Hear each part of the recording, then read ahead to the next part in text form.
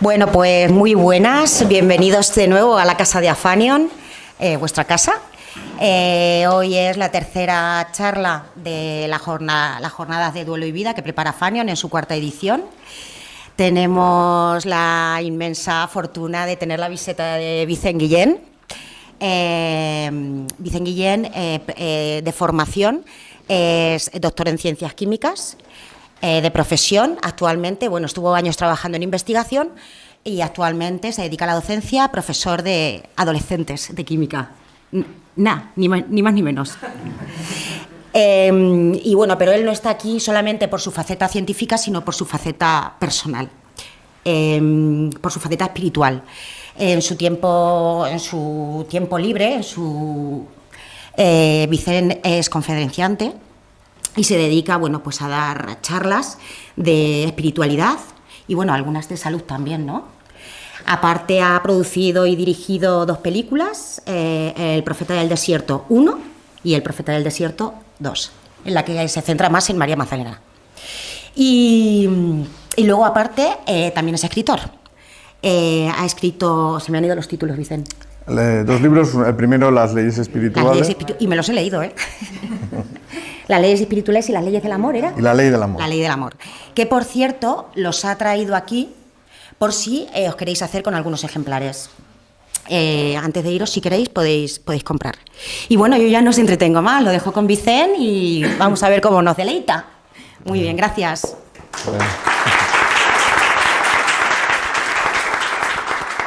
Bueno, un beso, Carmen. Ay, gracias.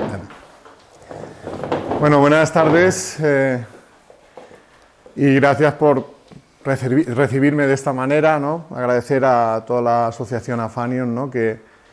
Y especialmente a las personas que me han contactado, ¿no? Carmen, Dori, Dani. También agradecer al presidente, ¿no? A Juan, pues que nos acojan en este espacio, y a todos vosotros por haber venido. Espero que la charla os resulte interesante. Se titula Amor, evolución y sentido de la vida.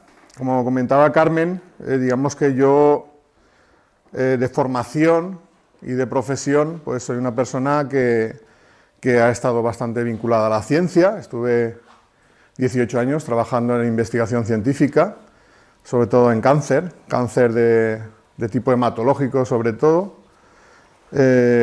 también en terapia génica, pues tuve la gran fortuna de trabajar con su sobrino, ¿no? Él era mi jefe, en realidad. Es contigo.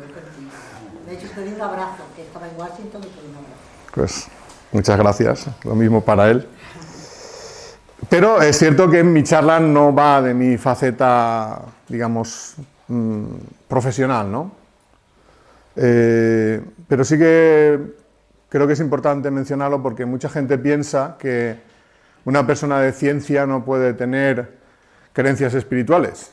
Yo creo que no tiene nada que ver una cosa con la otra. Quiero decir, para mí es perfectamente compatible tener creencias espirituales y ser científico. De hecho, mucha gente piensa que yo primero fui científico y luego como que me iluminé y entonces me acerqué a la espiritualidad, y no es así. Yo siempre digamos, compaginado las 2 cosas, ¿no? Y a mí me ha ayudado mucho la espiritualidad para enfocar mi vida en todos los niveles, tanto a nivel profesional como, digamos, en esta parte, ¿no?, de divulgación espiritual. Entonces, un poco el sentido de esta charla, cuando lo estuvimos hablando, tanto con Carmen como con Dori, es aportar un poco de esperanza, sobre todo a las personas que han perdido a seres queridos, ¿no? Que es el caso de los que estáis aquí, además de esa forma tan dolorosa, ¿no? Que sean tus hijos, ¿no?, los que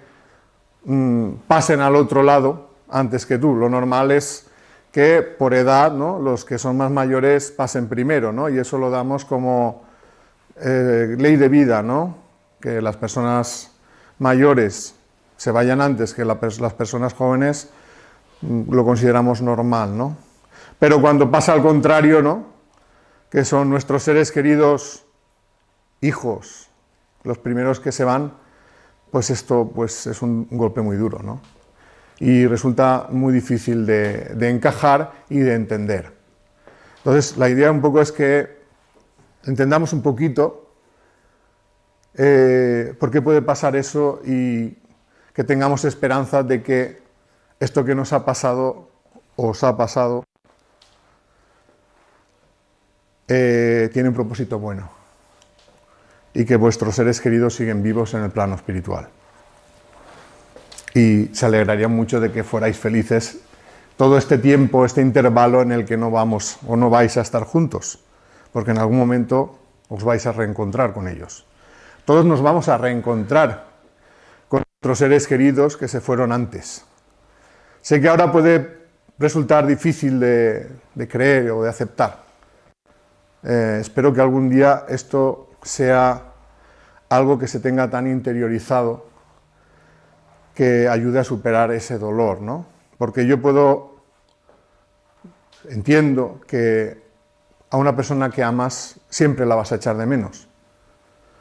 Pero es mucho peor pensar que esa persona ha dejado de existir que pensar que sigue viva, que sigue viviendo en un sitio mejor que este y que en algún momento te vas a reencontrar con esa persona. Hasta que llegue ese momento, lamentablemente, pues nos toca estar en este mundo, ¿no? Peleando, luchando, viviendo e intentando mejorar. Pero el reencuentro, os digo que es algo que va a suceder. Espero llegar a convenceros de lo que yo estoy convencido. Bueno, desde tiempos inmemoriales el ser humano se ha hecho preguntas intentando responder a los enigmas fundamentales de la vida. ¿Qué enigmas son esos? ¿Por qué existe el mundo? ¿Por qué existe la vida? ¿Este mundo lo ha creado alguien? ¿Viene de la nada? Todavía el ser humano está planteándose esas cuestiones, ¿no? Otras preguntas. ¿Quiénes somos? ¿Por qué existimos? ¿Qué hacemos aquí? ¿Hemos venido a hacer algo en particular? ¿Tienen nuestras vidas un sentido? ¿Cuántos de los que estáis aquí habéis encontrado sentido a vuestra vida? Una, dos, tres, cuatro. Un poquito, un poquito. Sí. Pues entonces levantad la mano y así yo. Sí. ¿Cuál es? Es importante, es una pregunta existencial, ¿no? Y fijaos que aquí habéis levantado la mano muy poca gente comparado con lo que yo me suelo encontrar en las charlas. Tal vez porque vuestra pérdida os ha planteado, ¿qué hacemos aquí? ¿Qué sentido tiene esto, no? Seguramente eso influye, ¿no? En no levantar la mano. Bueno, hemos venido a hacer algo en particular, ¿tienen nuestras vidas un sentido? Vamos a intentar, a través de la charla, intentar contestar esas preguntas. ¿Por qué nacemos? ¿Por qué nos morimos?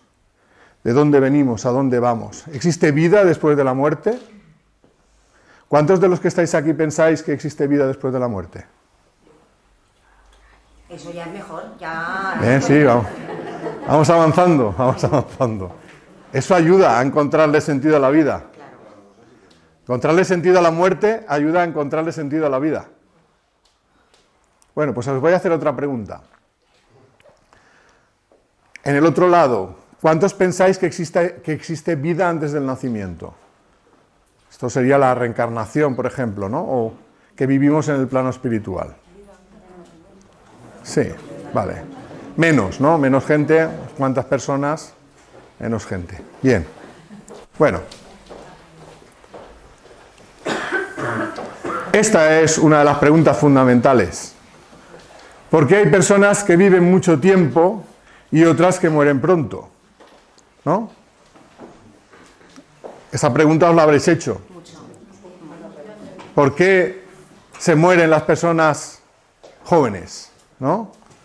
Niños, adolescentes, gente joven, adultos, jóvenes, o incluso niños que nacen muertos. ¿Qué sentido tiene esa vida? ¿No? Puede ser la pregunta. ¿Por qué?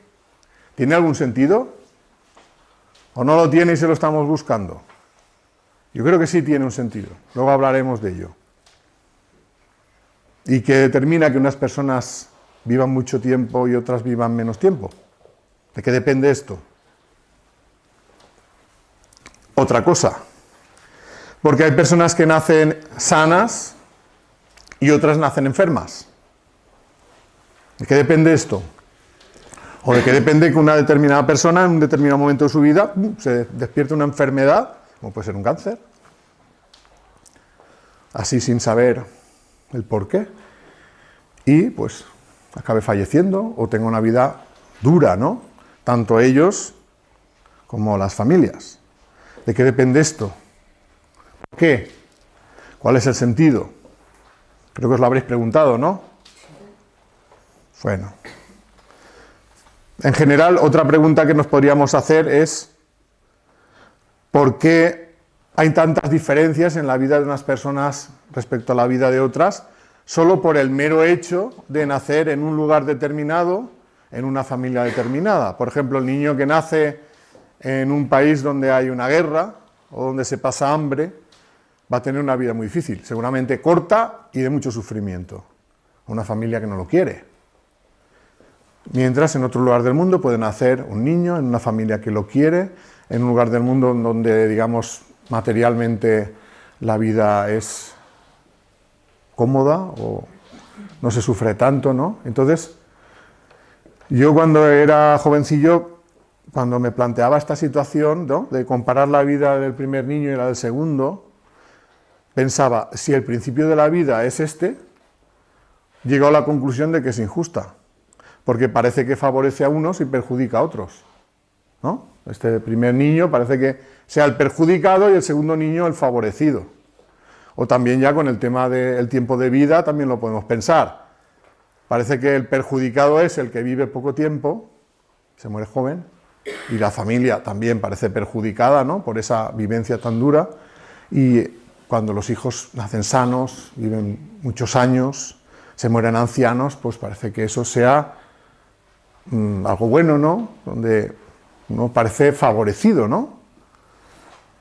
Entonces, si el principio de la vida fuera este, llegaría más justa. Bueno, en general nos podemos preguntar, sabemos que pasan muchas cosas horribles en el mundo, algunas causadas por el ser humano, la mayoría causadas por el ser humano, a veces no, pero muchas causadas por el ser humano. Pasan, han pasado y parece que siguen pasando y parece que esto no tenga un final, ¿no? Muchas personas argumentan el no creer en Dios, por ejemplo, precisamente diciendo, si existiera ese Dios infinitamente poderoso y bondadoso, intervendría de alguna manera para arreglar los males del mundo, ¿no?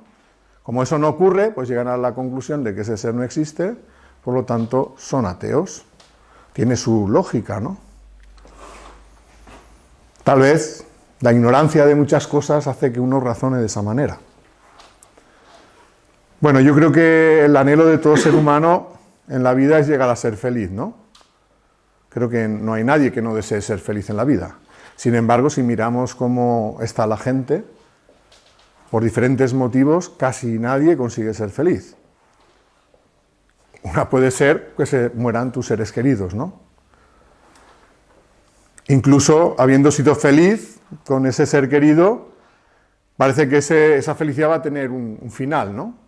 Que será o cuando te mueras tú o cuando se muera tu ser querido. Además, si es más joven que tú, pues todavía más duro, ¿no? Todas esas cuestiones hacen, digamos, cuestiones sin responder para mucha gente, hacen que la mayoría de gente tenga la percepción de que la vida es muy injusta porque está llena de mucho sufrimiento al cual no le encontramos sentido. Entonces la pregunta sería, ¿qué sentido tiene ese sufrimiento? ¿Por qué la vida es como es?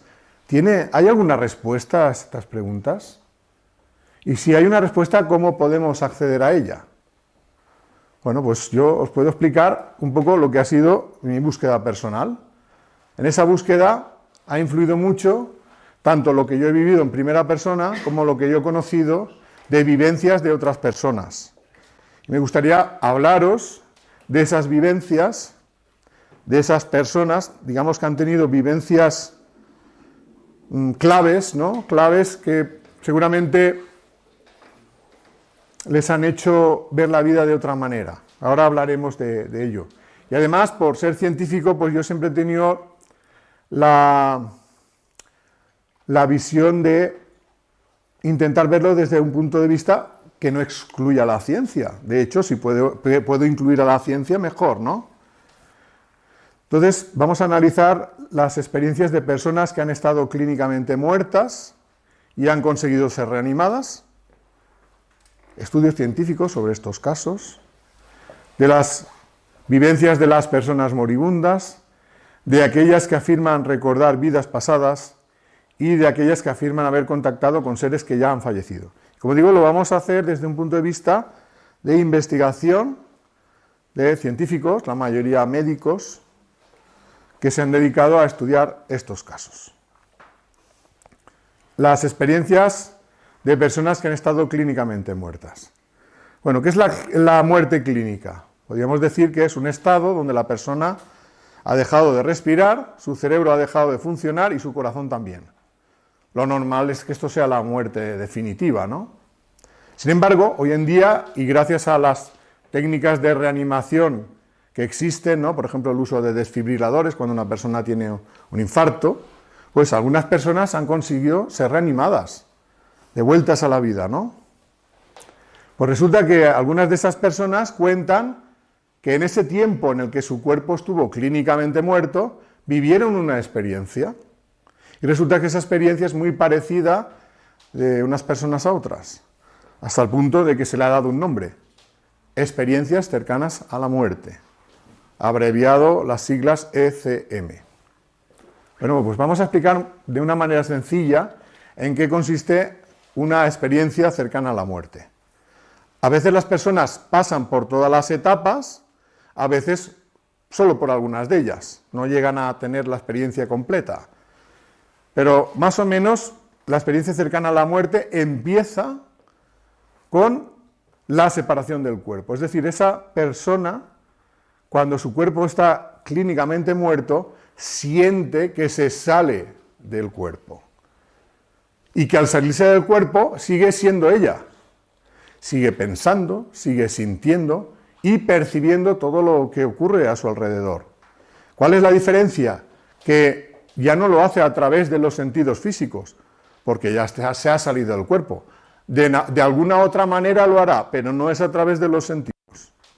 De hecho, la sensación es que se siente como en estado de ingravidez, ¿no? Como si flotaran, y ya dejan de percibir cualquier sensación ligada al cuerpo.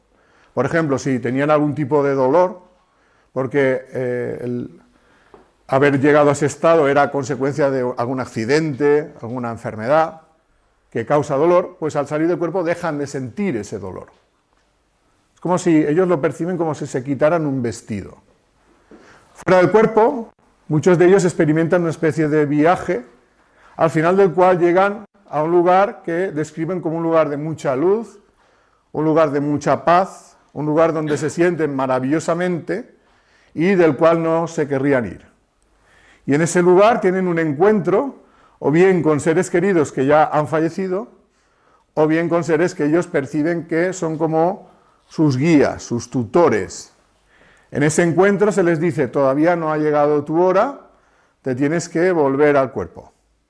Muchos de ellos también experimentan como la rememoración de su vida hasta ese momento, pero desde adelante hacia atrás, como si fuera un rebobinado de los recuerdos. Algunos sí, otros no. Pero lo que es el encuentro los que llegan digamos, a esa luz lo suelen tener. A veces no ven a nadie, pero tienen la sensación de que si siguen ya no van a volver atrás, se acuerdan de algún ser querido que depende de ellos y entonces de alguna manera eso les hace regresar al cuerpo. Y una vez se meten en el cuerpo, ¡pum!, recuperan las constantes vitales.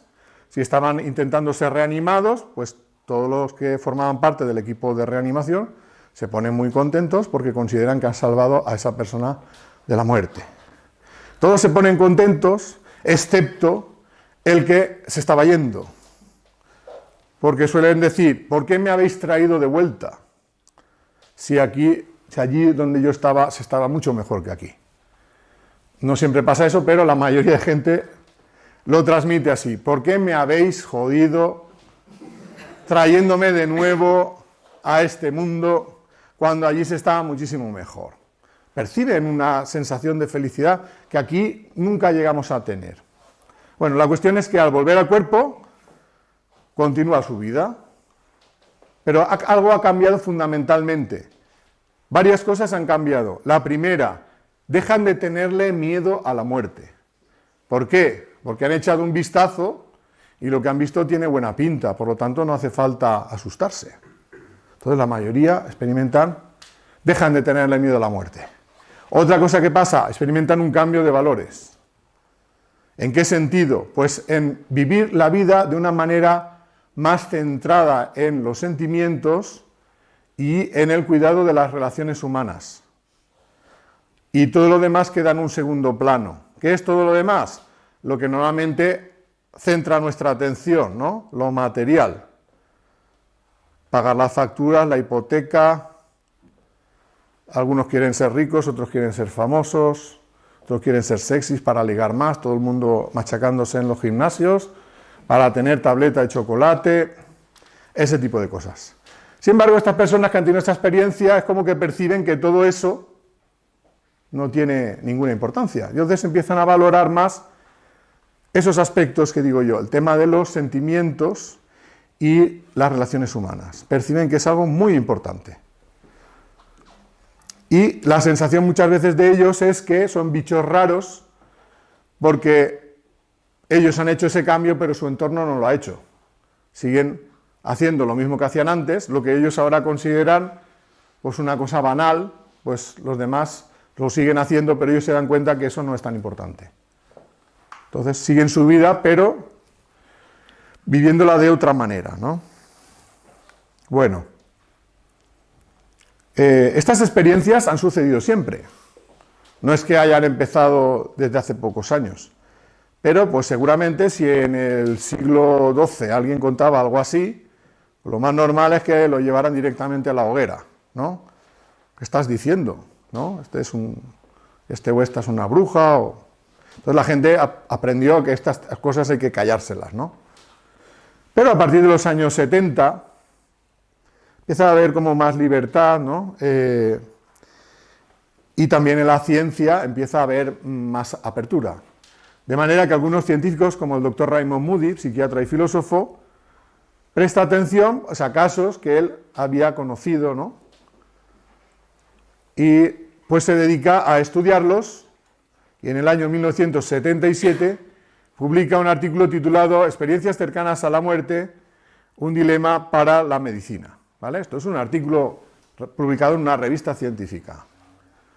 A nivel divulgativo, él escribe 2 libros, Vida después de la vida y Reflexiones sobre la vida después de la vida.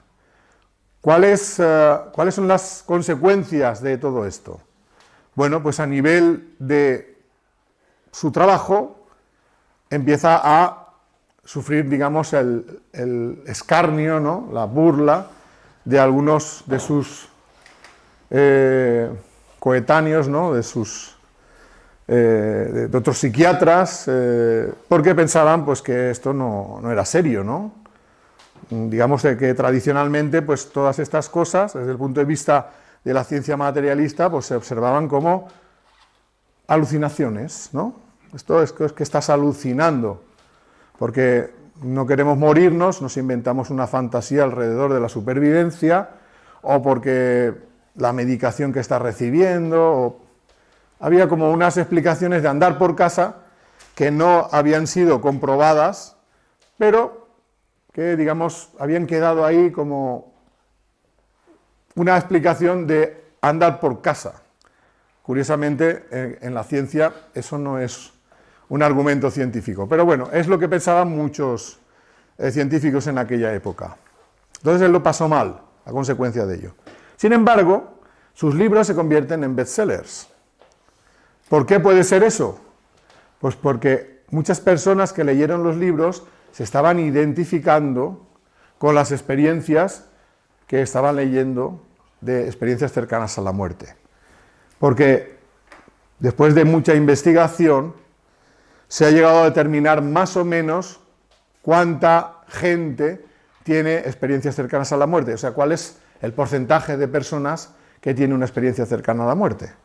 Y alrededor del 4 o 5% de la población va a tener en algún momento de su vida una experiencia cercana a la muerte.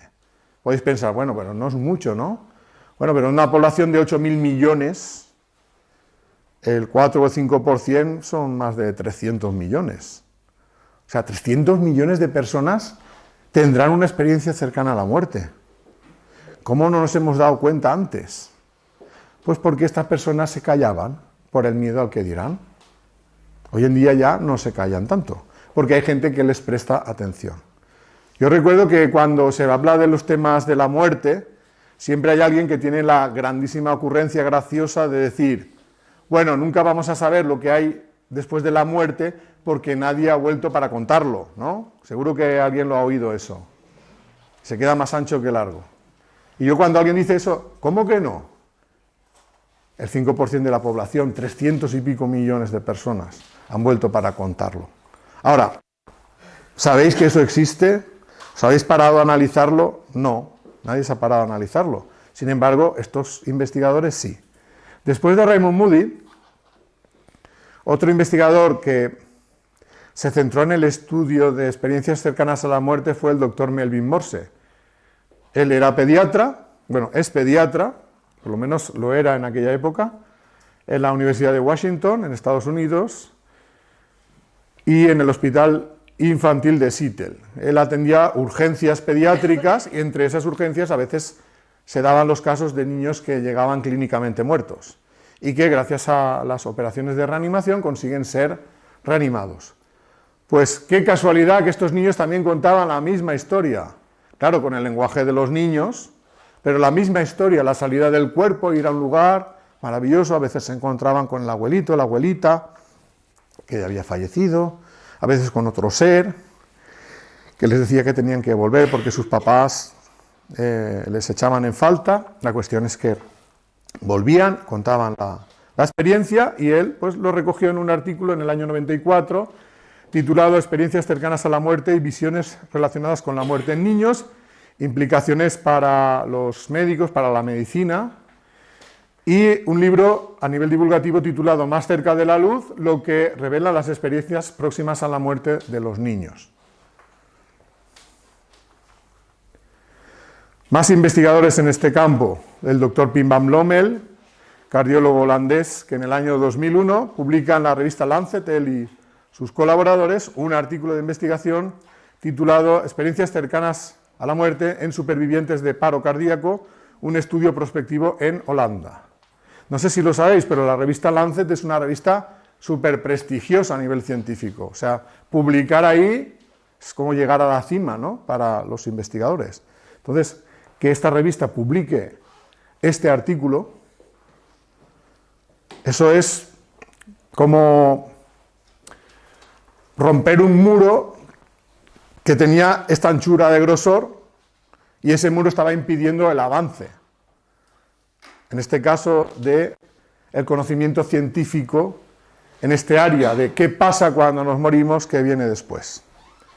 Bueno, este estudio recoge, se llama estudio prospectivo porque es un estudio que no analiza casos del pasado, sino que va a analizar casos a partir de que empieza el momento del estudio. En este estudio van a recoger alrededor de 400 casos de personas que han experimentado un paro cardíaco y se van a dedicar a observar qué les pasa a esas personas, cuántas tienen experiencia cercana a la muerte, cómo es esa experiencia y analizar un montón de parámetros como qué influencia pueden tener las creencias, la medicación, el miedo a la muerte, en el hecho en sí de tener experiencias cercanas a la muerte o no. La primera cosa que observan es que no todo el mundo que entra en paro cardíaco y está clínicamente muerto tiene una experiencia cercana a la muerte, sino que sería alrededor del 20%. O sea, 1 de cada 5 personas tendría una experiencia cercana a la muerte. Y otra cosa que concluyen en este estudio es que la experiencia cercana a la muerte no es ninguna alucinación, es un hecho real que nos está confirmando que la conciencia sobrevive a la muerte del cuerpo físico. Por eso su libro se titula Consciencia más allá de la vida. Bueno, en este estudio también intentan averiguar si las creencias que uno tiene, el miedo a la muerte, la medicación que ha recibido, tienen alguna influencia en el hecho en sí de tener la experiencia cercana a la muerte. Y llegan a la conclusión de que no. No tienen más experiencias cercanas a la muerte los que creen en Dios que los que son ateos. Es igual, no influye. No influye la medicación, no influye el miedo que tengas a la muerte. No influye nada de lo que decían que era la causa de la experiencia cercana a la muerte. Entonces, la conclusión para Pim Van Lommel es que son experiencias reales que nos están diciendo que la conciencia sobrevive a la muerte del cuerpo físico. Y esta ha sido la conclusión de casi todos los estudios que estoy presentando, como el del doctor Peter Fenwick, neuropsiquiatra, fallecido recientemente, hace más o menos un mes. Nosotros tuvimos la oportunidad de conocerlo en una ponencia que dio en Elche. Bueno, Peter Fenwick, neuropsiquiatra en el Reino Unido, junto con Sam Parnia, doctor en biología celular y cardiólogo, profesor en la Universidad de Nueva York, en Estados Unidos. Ellos han dirigido un estudio que se llama el estudio AWARE. Este estudio lo que ha intentado es estudiar qué le pasa a la conciencia cuando el cuerpo muere. Un estudio internacional multicéntrico, porque han recogido los datos de muchos hospitales de Estados Unidos, Reino Unido, algunos hospitales de Europa. ¿Vale? Es un estudio muy ambicioso. Pues aquí tenéis, todo esto son diferentes artículos científicos que se han ido publicando a raíz del trabajo de estos investigadores y sus colaboradores. Ellos también tienen algunos libros publicados, La verdad en la luz, el doctor Peter Fenwick, o ¿Qué pasa cuando nos morimos? Y que yo sepa, hasta el momento que hice las diapositivas, no se habían traducido a castellano, a lo mejor ahora ya lo han hecho. Espero que algún día se haga.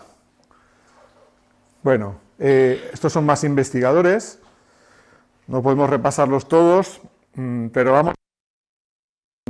Médicos, psiquiatras, Jeffrey Long, radiólogo en oncología, Jean-Jacques Carbonnier, médico anestesista, todos ellos, por cuestiones de trabajo, han conocido casos de experiencias cercanas a la muerte y ahí pues hay unos cuantos libros que tratan sobre el tema, Evidencias del más allá, las pruebas científicas de una vida después de la vida, Yo vi la luz, sobre experiencias cercanas a la muerte en España, o Al otro lado del túnel, del doctor José Miguel Gaona.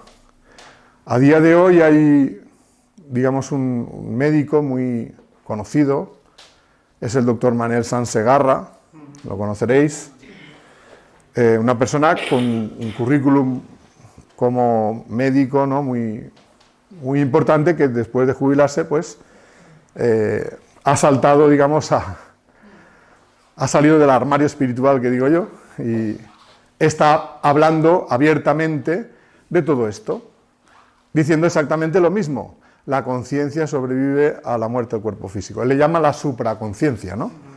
La supraconciencia. Cada uno intenta ponerle el nombre que considera más científico. Yo le llamo alma o espíritu, pero bueno, es lo mismo, ¿no? O también, no sé si conocéis a la doctora Luján Comas, ¿vale? También van en esta línea, ¿no? Médicos que por cuestiones de trabajo pues han conocido estos casos de experiencias cercanas a la muerte y que están estudiando ahora por primera vez desde hace mucho tiempo, están consiguiendo desarrollar este tipo de estudios en España. Parecía que era una cosa casi imposible, ¿no?, porque aquí había una cerrazón muy grande a poder hacer estos estudios, pues ellos han conseguido pues que se puedan empezar a hacer aquí, tal vez por el prestigio que tienen y la posición que tienen, están empezando a hacer estudios semejantes a los que han hecho Peter Fenwick o Pim Van Lommel en otros países. Es decir, que hay más gente dentro de la ciencia de la que pensamos que creen en la vida después de la muerte. Y no es que crean, es que su creencia está basada en la evidencia. Bueno, hablemos de las experiencias de las personas moribundas, porque en el final de la vida también hay personas que dicen que ven a seres queridos que ya han fallecido, o seres que ellos califican como seres luminosos. Esto también tradicionalmente se ha querido interpretar como alucinación. No, es que ya está mayor y ya mira lo que está diciendo, ¿no? Se le ha ido la cabeza, ¿no? Y dice que ha visto a su padre o a su madre, que hace 50 años que han fallecido. Pero qué curioso que todos se repitan en lo mismo, ¿no? ¿Por qué todos ven seres queridos que ya han fallecido y no ven elefantes rosa? Tal vez es que lo que están viendo es la realidad. Preguntad de los centros geriátricos. Hay casos así, hay muchísimos casos. O en casi todas las familias. Yo recuerdo a mi madre, que empezó a ver a sus padres. Recuerdo a mi tía que vivía con nosotros, que era soltera, que cuando ya estaba en los últimos tiempos, también empezó a ver a mis abuelos. Mi abuelo era su hermano. Entonces, oye, qué casualidad, ¿no? Y al tiempo mueren. De hecho, ellos mismos a veces se sorprendían en el sentido de que yo recuerdo que mi tía le contó que había visto a mis abuelos, a mi hermana, y luego le preguntó en otro momento, oye, cuéntale a mis hermanos lo que has visto a mis abuelos. Y ella misma dijo, ¿pero qué me estás contando? Se le había olvidado la experiencia. Digamos que había vuelto a tener las mismas ideas que tenía antes de la experiencia, y aunque se le haya olvidado, digamos, para la mente de esta vida, es como una preparación. Porque ¿qué significado tiene esto de empezar a ver a seres queridos que ya han fallecido?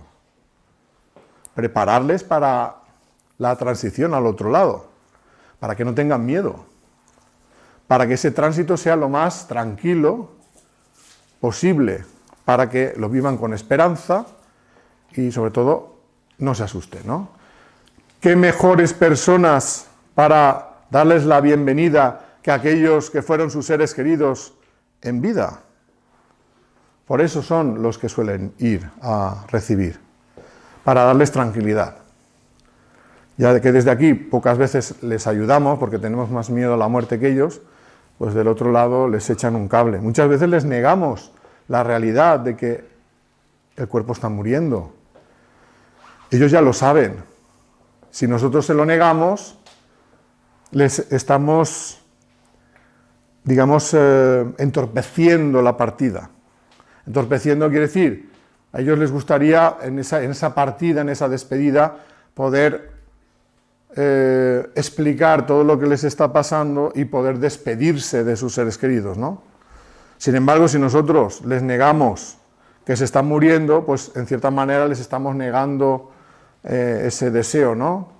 Tal vez lo hagamos con buena intención, pensamos que de esta manera van a sufrir menos, ¿no? A ver, que se muera pero que no se haya dado cuenta.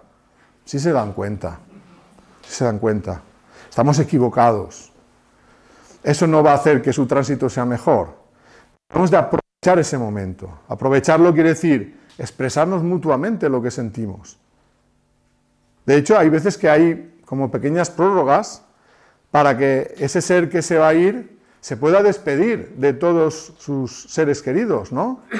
Se esperan, ¿no? Hay veces que se va a morir alguien y por lo que sea, pues falta uno, ¿no? Uno de la familia.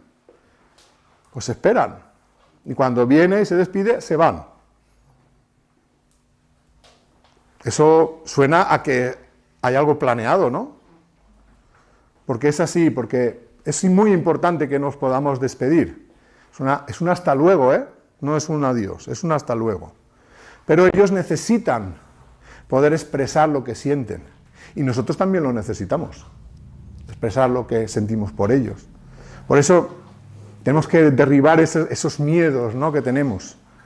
Es que si le doy un abrazo, que ya llevo 50 años que no se lo he dado, se va a pensar que se está muriendo, pues no se lo voy a dar. No, dáselo, por favor, dáselo. Si no, luego te arrepentirás. Ellos, como digo, ya saben lo que está pasando. Entonces, ayudémoslo. igual que les ayudan en el otro lado.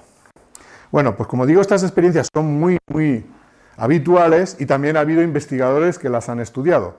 Por ejemplo, la doctora Elizabeth Kubler-Ross, también psiquiatra.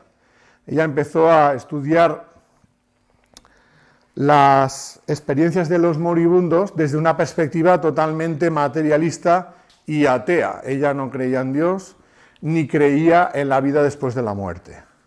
Pero quería estudiar el fenómeno de la muerte, de cómo lo vivía la gente, ver si había etapas que todos recorrían.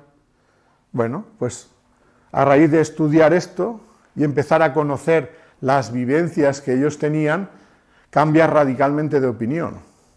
Le costó un tiempo, pero cambió radicalmente de opinión. ¿Cuál fue ese cambio? Pues darse cuenta que la muerte no es el final, que la vida continúa. Y eso es lo que le transmitían sus pacientes. Ellos le transmitían que estaban pasando hacia el otro lado. No que estaba acabando su vida, sino que estaba acabando su momento de estar en este mundo, pero que continuaba la vida en otro plano en la existencia, desligándose del cuerpo físico. Esto ella lo ha expresado en sus libros, supongo que los conoceréis, y si no, os los recomiendo. La muerte, un amanecer, o Sobre la muerte y los moribundos. Grandes libros para superar las pérdidas, como digo, temporales. Y luego Peter Fenwick y su mujer Elizabeth han escrito un libro que se titula El arte de morir, también relacionado con estas experiencias de los moribundos. Este sí que está traducido, así que os lo recomiendo. Fijaros que Peter Fenwick está tocando todos los palos. Y ahora veréis que también toca el palo de la reencarnación. O sea, ¿qué nos dicen las experiencias de los moribundos? Exactamente lo mismo que las de las experiencias cercanas a la muerte. Que la muerte física no es el final de la vida, que lo que nosotros somos, llamadle conciencia, supraconciencia, conciencia no local, alma, espíritu, da igual el nombre, nuestra esencia, nosotros sobrevivimos a la muerte del cuerpo físico.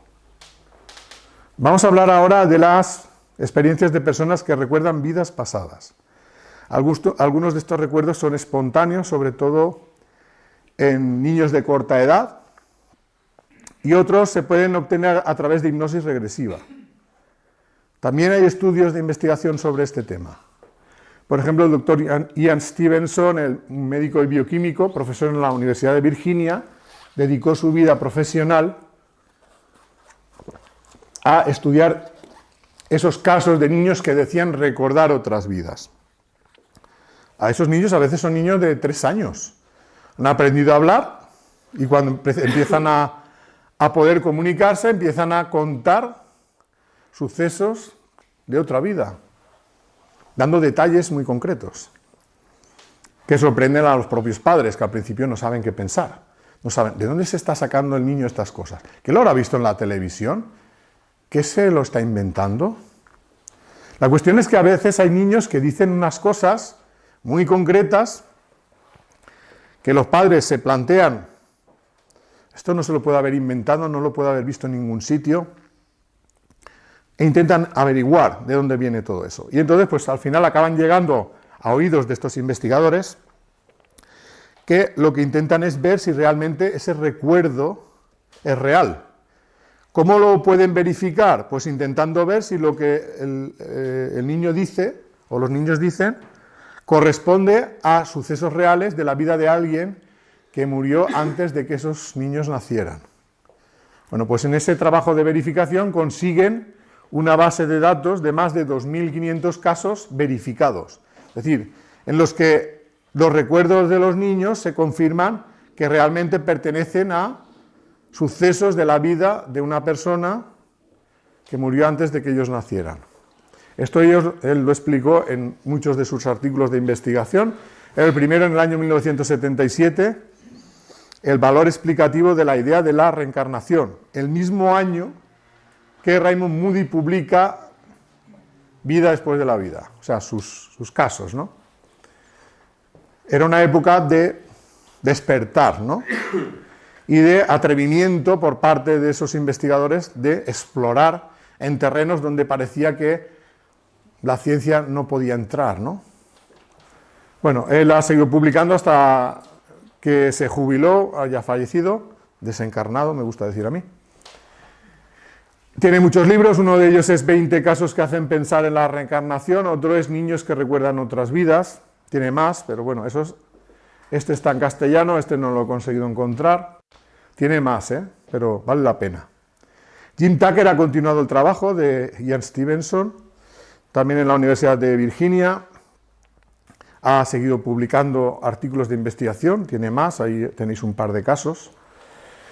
Y tiene un libro titulado Vida antes de la vida, los niños que recuerdan vidas anteriores.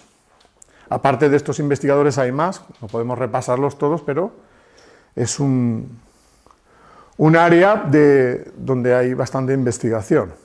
Si entráis en YouTube y ponéis el nombre de Jim Tucker o de Ian Stevenson, os encontraréis varios documentales donde hablan de casos concretos.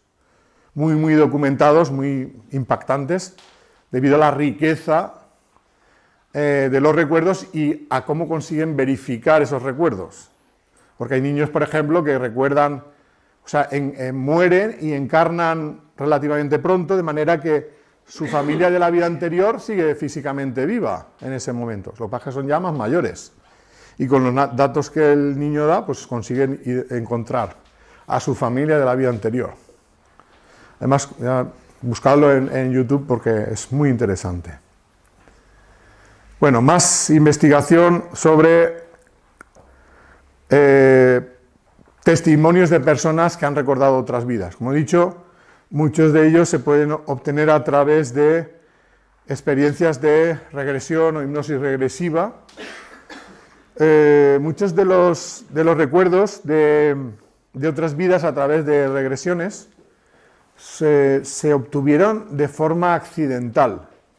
Es decir, no había una pretensión en indagar en otras vidas. De hecho, muchos de los, terapeutas que utilizaban la regresión no creían en la reencarnación. Eso le pasó al doctor Brian Weiss. ¿Cuándo utilizaban la regresión? Pues cuando tenían casos de personas que tenían algún tipo de problema psicológico que no conseguían identificar cuando empezó. Pensaban ellos que podía tratarse de un trauma de la infancia que se había olvidado pero que no se había superado. Entonces ellos lo que les pedían a sus pacientes era que volvieran al momento en el que se inició el problema, pensando que recordarían algo de la infancia. Sin embargo, algunas personas, en vez de recordar un episodio de la infancia, recuerdan un suceso que parecía estar fuera de esta vida, de una vida anterior. Y resulta que ese suceso estaba relacionado con el problema que tenían en la vida actual. Por ejemplo, había gente que tenía miedo a meterse en el agua. No podían ir a la playa o a la piscina porque les daba terror meterse en el agua. Y nunca habían tenido ningún episodio de casi ahogamiento cuando eran niños. Resulta que cuando se les hace la regresión, lo que recuerdan es que murieron ahogados en la vida anterior. Además, describen con todo lujo de detalles cómo mueren. Y había sido tan traumático para ellos ese morir ahogados que en la vida actual pues todavía conservaban el miedo a meterse en el agua por si se volvían a ahogar. Gracias a recordarlo empiezan a superar el miedo. Eso pasa mucho, que a veces tenemos problemas que se arrastran de otras vidas. Nosotros, como hemos olvidado los recuerdos, no sabemos de dónde vienen. Y al recordar algo de esa vida, entonces ya identificamos de dónde viene y eso nos puede ayudar a superarlo. Bueno, algunos libros sobre este tema: Vida antes de la vida, de la doctora Helen Wambach; Muchas vidas, muchos maestros, del doctor Brian Weiss; La respuesta está en el alma, del doctor Juan José López, es médico en Cartagena y hace también hipnosis, hace regresiones. Muy bien. Es amigo también. Aquí está Peter y su mujer Elizabeth, de nuevo metido en todos los fregados. También tiene un libro titulado Vidas pasadas. Inevitablemente, el que empieza por experiencias cercanas a la muerte acaba también en reencarnación, porque es el deseo de explorar en lo desconocido, el antes y el después de la vida física. Y el doctor Michael Newton con su libro La vida entre vidas. Este libro es un poco diferente, ya veis que el título es La vida entre vidas. ¿A qué se refiere Michael Newton con la vida entre vidas? pues al periodo de vida en el que estamos fuera de este plano. Estas personas recuerdan la etapa anterior al nacimiento de esta vida y lo que suelen recordar es que en ese plano se están preparando para la vida actual, eligiendo detalles como la configuración de las familias, el tiempo que van a vivir y las pruebas que tienen que enfrentar. Y ahí está la clave para entender por qué unas personas viven más tiempo, otras viven menos tiempo, tienen unas pruebas y tienen otras. Todos nosotros, antes de nacer, nos estamos poniendo de acuerdo unos con otros, por ejemplo, para conformar las familias. ¿Quiénes van a ser los padres, los hijos, los hermanos? El propósito es ayudarnos mutuamente, cada uno con las pruebas que elige. ¿Qué es lo importante de las pruebas? No es lo que dure la prueba o lo que dure la vida, es que sirvan para ayudarnos a evolucionar. ¿A evolucionar en qué? En la capacidad de amar. Ese es el propósito. Fijaros, y ahora os hablaré un poquito más de eso, que desde esta perspectiva, en realidad, la muerte no existe. Lo que va ocurriendo es que vamos cambiando de domicilio. A veces estamos en el plano físico, a veces en el plano espiritual, yendo y viniendo constantemente. ¿Para qué? Para ir poco a poco aprendiendo a amar. Por tanto, que dure una vida más o dure menos, en la perspectiva de la vida inmortal del espíritu, no es lo más importante.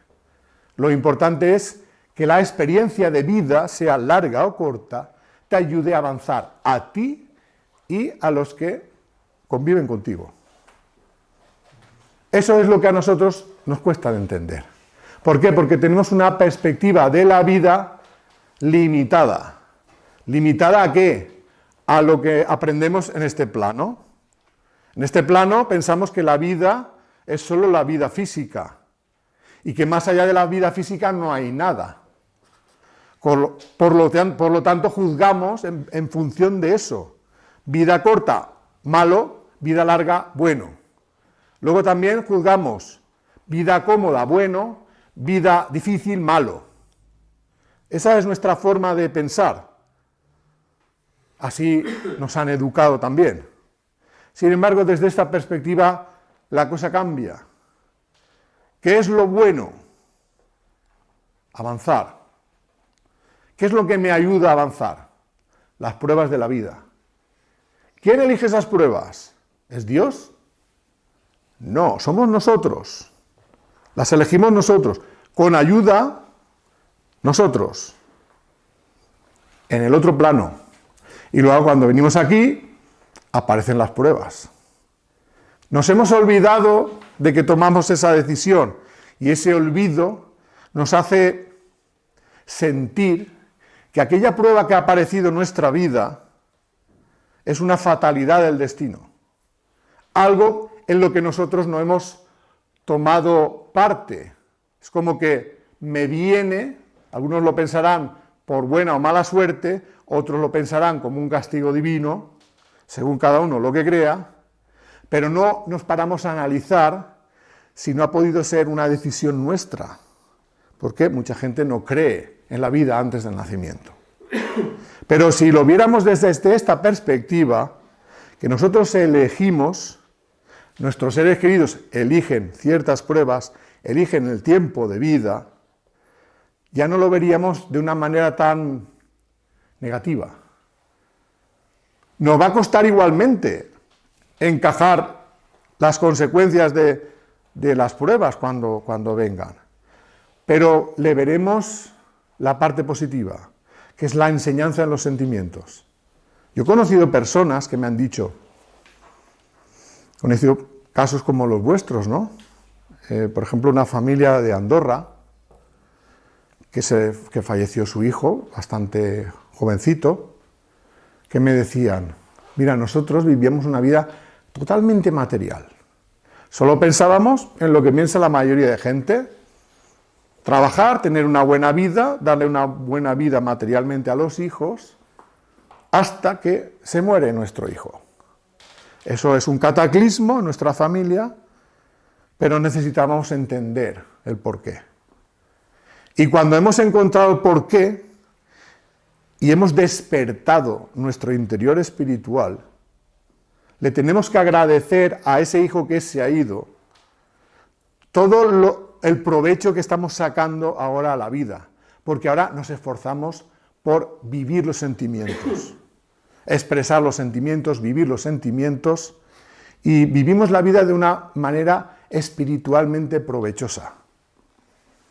Lógicamente siguen echando de menos a su hijo, pero para ellos tienen claro que su hijo no ha muerto. Simplemente está en el plano espiritual y que en algún momento se volverán a encontrar. Y esto es lo que les ha dado fuerza para hacer lo que hacen. Una de las cosas que hicieron, entre muchas de las actividades que igual que hacéis vosotros, ellos también forman parte de una asociación, fue pues llamarme a mí para que hablara de esto, porque ellos también compartían esa visión. Pues así hay mucha gente. No hubiéramos querido que nuestro hijo se hubiera ido tan pronto, pero ¿cuánto hemos cambiado a mejor después de haber vivido esa experiencia? Y espiritualmente eso es lo que vale.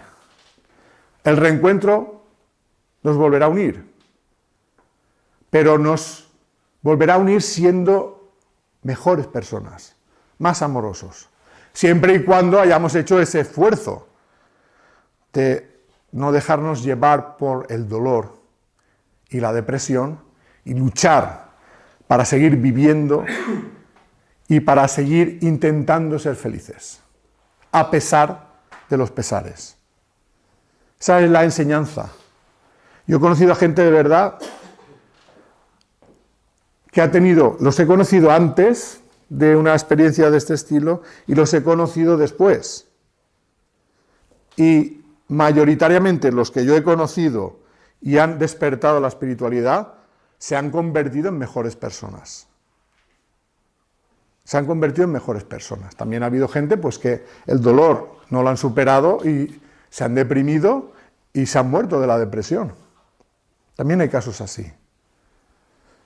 Pero yo, ¿qué voy a intentar transmitir a una persona que ha perdido, entre comillas, a un ser querido?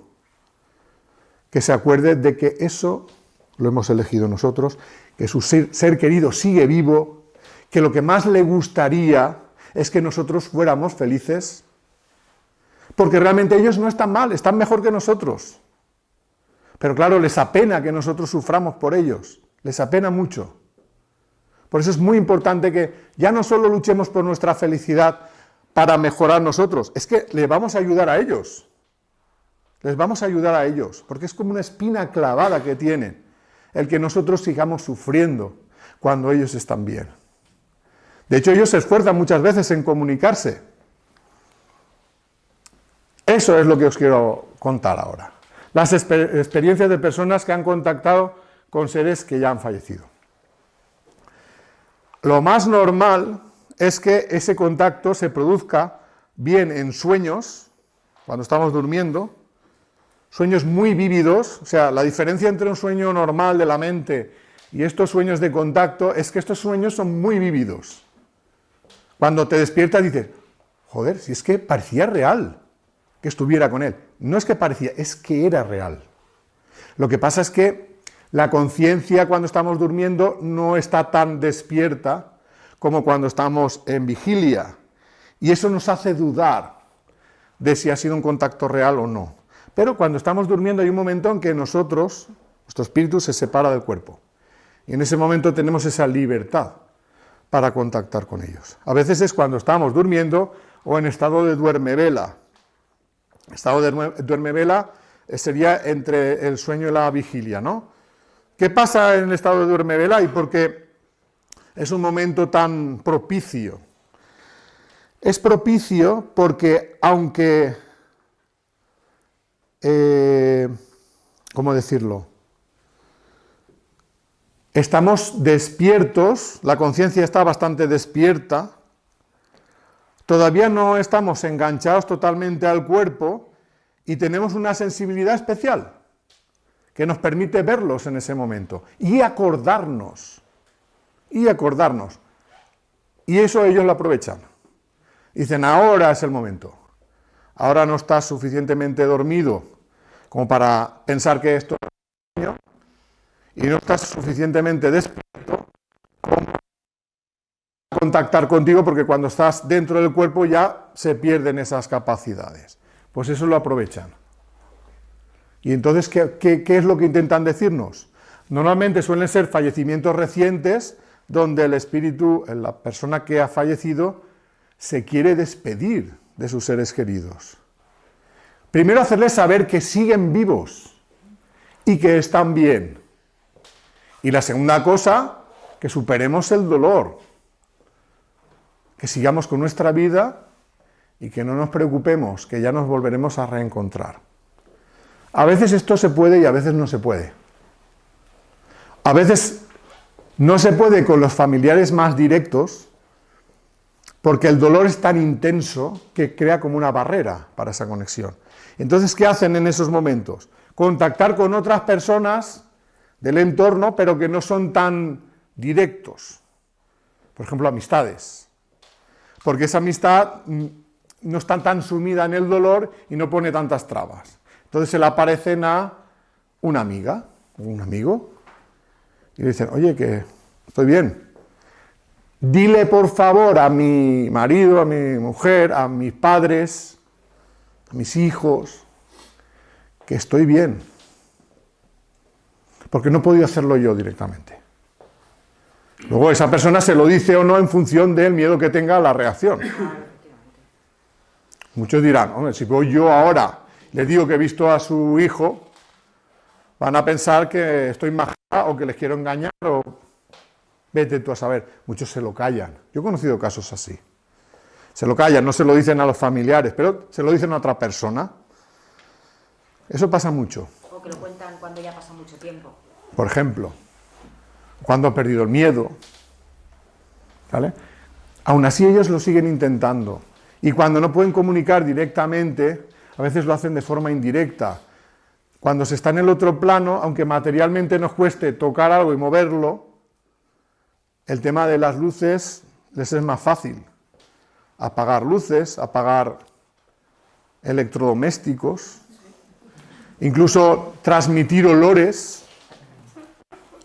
Ostras, huele a mi hijo, a mi hija, a mi padre, a mi madre, a mi hermano. Incluso hacen cosas que nos parecen milagros.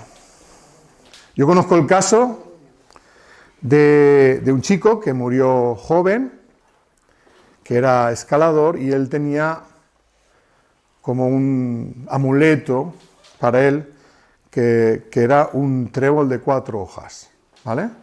Le gustaba esta vale, un trébol de 4 hojas. No sé si sabéis lo difícil que es encontrar un trébol de 4 hojas. ¿Sabéis lo que pasó cuando falleció? Empezaron a crecer tréboles de 4 hojas en el jardín de la casa familiar. Un montón, todos tréboles de 4 hojas. ¿Qué hizo la familia? Cogerlos y guardarlos. Y a nosotros nos regalaron, a cada uno, un trébol de 4 hojas. ¿Qué prueba mejor que esa, no? Para esa familia, ¿no? Es la manera en la que él se comunicó. Pues así, un montón de cosas. Unas más llamativas, otras menos.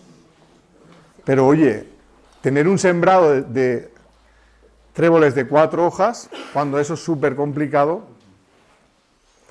para ellos ha sido una grandísima prueba de que su hijo, en este caso, su hijo para unos, su hermano para la chica que nos hizo el regalo, pues sigue vivo.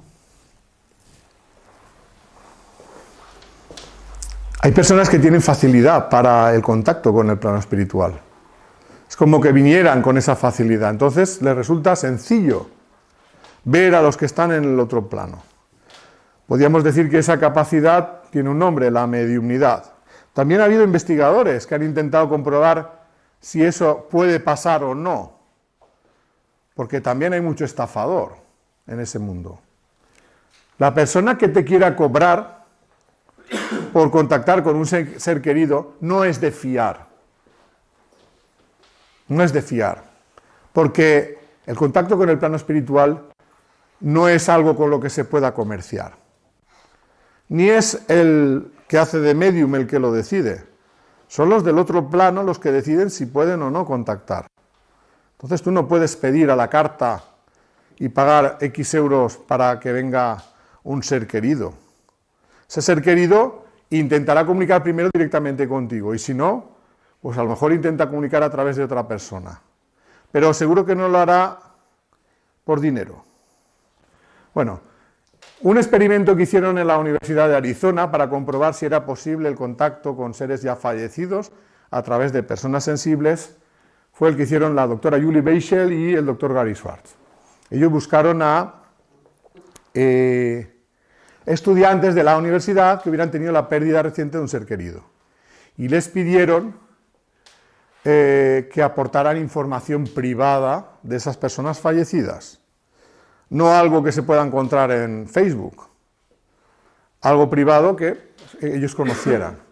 Luego buscaron a una serie de personas que eran mediums y les pidieron a ver si era posible que contactaran con esas personas fallecidas y hablaran de sí mismos.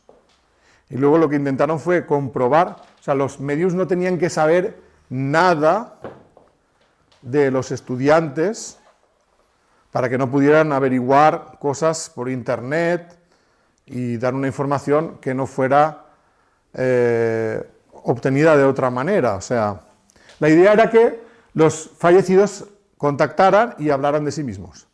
Y luego lo que hicieron fue comparar la información de los estudiantes con la información obtenida de los mediums sobre esas personas fallecidas. Resulta que había 4 mediums, en 3 de los 4 casos, en esos 3 mediums, el porcentaje de acierto era superior al 97%. Entonces ellos no encuentran otra razón a esa coincidencia que no sea que realmente se ha producido el contacto real. Y ellos han publicado diferentes artículos de investigación, estos son diferentes artículos, las referencias, y un libro titulado Los experimentos de después de la vida, donde ellos presentan evidencias científicas de que realmente existe la vida después de la muerte. Un poco en la misma línea que los testimonios anteriores. Entonces, vamos aquí de la cuestión ahora. Lo que yo llamo informaciones del otro lado. Y nos pueden ayudar a contestar a las preguntas que nos estamos haciendo sobre la vida. De dónde venimos, a dónde vamos, qué pasa cuando nos morimos y qué hemos venido a hacer aquí. Esto es un resumen. Primera cosa, todos nosotros somos inmortales. Nosotros, lo que yo llamo las almas o espíritus, tenemos un principio pero no tenemos un final. Por tanto, nunca dejaremos de existir. Por tanto, lo que llamamos nosotros muerte, solo es la muerte del cuerpo físico, la muerte del vestido que gastamos para vivir en este mundo. De manera que la muerte física solo es una etapa de transición hacia otra existencia, fuera en otro plano, llamadle plano espiritual o como queráis, en el que todos nos vamos a reencontrar con los seres queridos que se fueron al otro lado antes que nosotros. Fijaros cómo cambiaría la vida de los seres humanos si admitiéramos esto, que la muerte no es el final, sino simplemente una transición hacia otra forma de vida, y que nosotros seguimos siendo nosotros aquí y allí. No somos diferentes. ¿Cuál es la diferencia? La diferencia es que cuando vamos allí somos como los caballos que llevaban los parches y se les quita, ¿no? La perspectiva de la realidad aumenta al pasar allí. Seguimos siendo nosotros, pero empezamos a ver cómo es la vida de una manera más completa. Y eso es lo que cambia. Y es ahí donde muchos dicen, y muchos dicen, cuando se comunican con sus seres queridos, que sepáis que la vida física es como un teatro, que la auténtica vida es allí se ve la realidad. Aquí vivimos un poco, pues eso, como decía Platón, en la caverna, porque no somos conscientes de toda la realidad. Y esa falta de conciencia de la realidad es la que nos hace interpretar todo de una manera equivocada. Cuando llegan allí y ven la realidad, dicen, madre mía, si yo hubiera sabido esto antes, ¿cómo habría cambiado mi forma de vivir? Pues no hace falta llegar allí para cambiar la forma de vivir, porque nos están transmitiendo muchos mensajes para que empecemos a cambiar a partir de ya. Y vivamos la vida de una forma emocionalmente y espiritualmente más provechosa, enfocados a la felicidad, a buscar la felicidad a través del desarrollo de los sentimientos, porque existe un plan en nuestras vidas, un plan que lo que pretende es que vayamos creciendo en nuestra capacidad de amar, a base de experimentar en el plano físico con libertad. Esto de venir aquí a este mundo y olvidar el pasado temporalmente es una forma de poder vivir con mayor libertad, para que el recuerdo del pasado y el recuerdo de la realidad del plano espiritual no nos limiten a la hora de decidir. Yo esta libertad que experimentamos aquí la comparo a la que experimentan los niños cuando los niños están sin los adultos. Quiero decir, cuando los niños están en presencia de los adultos, saben que ciertas cosas no las pueden hacer, porque el adulto está a la mira y les va a decir, no metas los dedos en el enchufe, no pintes la pared y cosas de ese estilo, ¿no? Entonces, mientras los adultos están presentes, los niños no gozan de toda la libertad que quisieran. Ahora, imaginad que por lo que sea, los padres se van y los niños se ven solos. Y están convencidos de que nadie les está observando. Pues entonces cuando van, pintan las paredes, ponen los dedos en el enchufe, pensando, es que no me están viendo, ahora puedo hacer lo que yo quiero. Los adolescentes, mejor hacen una macro fiesta en la casa, ¿no? Esperando que antes de que lleguen los padres, lo limpien todo, ¿no? Cosa que no ocurre nunca, pero eso es lo que sale en las películas muchas veces, ¿no? Los adolescentes también actúan así, ¿no? Son unos cuando están los adultos, son otros en presencia de los adultos. Hoy en día ya no tanto, ¿eh? Ya os digo yo que ahí en el instituto no se cortan un duro. Igual demasiado, ¿no? Se pasa un poquito de frenada. Pero bueno, también es bueno que sepamos cómo son, ¿no? Bueno, la cuestión es que nosotros aquí somos como los niños entre niños. No hay una evidencia de los adultos. Los adultos serían los guías que están en el plano espiritual. Por lo tanto, aquí cada uno actúa tal y conforme es, en lo positivo y en lo negativo.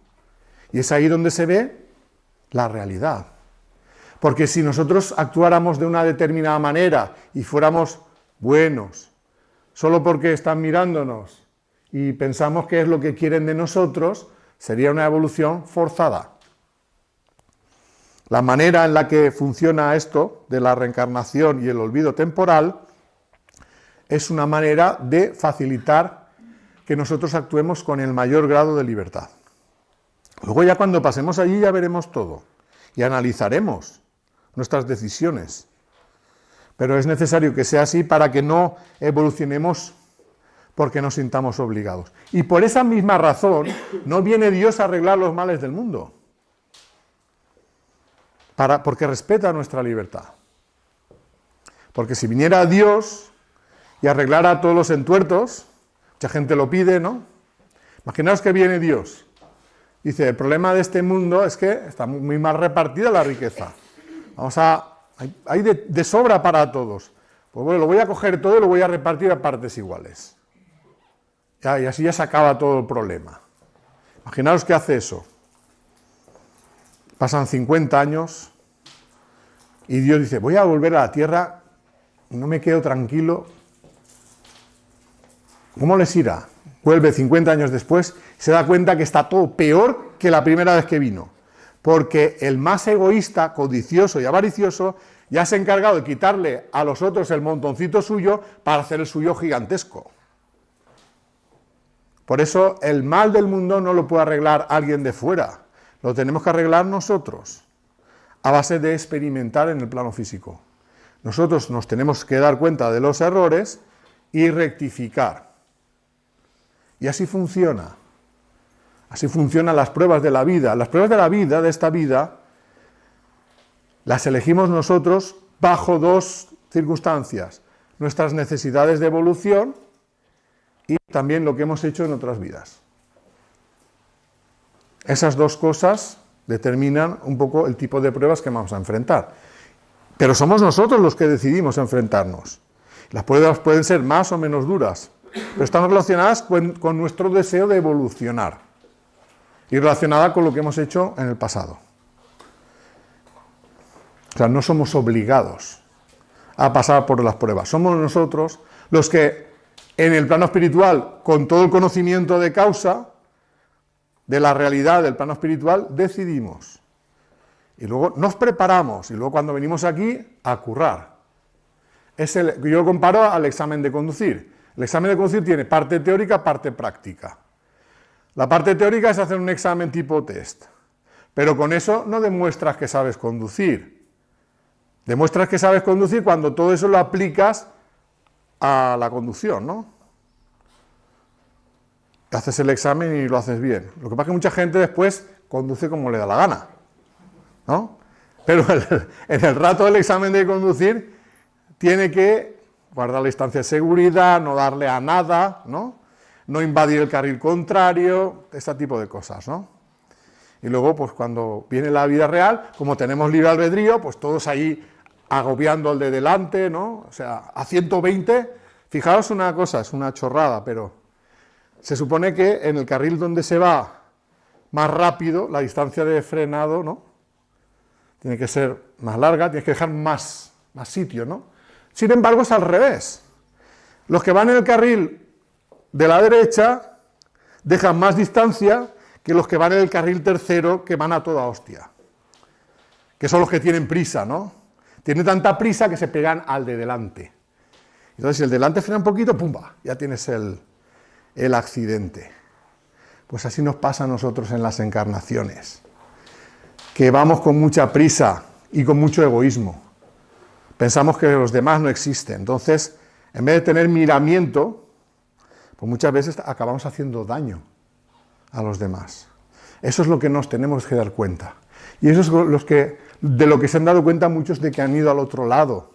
Que es muy importante cuidar las relaciones humanas, querer a los demás, no joderles la vida, que es lo que mayoritariamente pasa en este mundo, ¿no? Pues aquellos que ya se han dado cuenta de que, por ejemplo, nunca matarían a nadie, ¿no?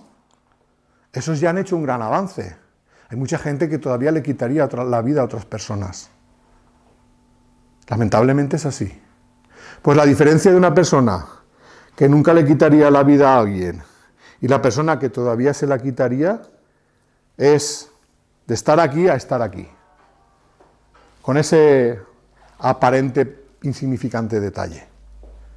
Y a veces, para valorar la vida, uno tiene que vivir la pérdida de la vida. Y así no volver a cometer ese tipo de errores. Entonces, es importante que entendamos que todas las pruebas de la vida tienen una gran enseñanza y tenemos que descubrirla. Cada uno la suya. Nosotros todos los que estamos aquí somos imperfectos.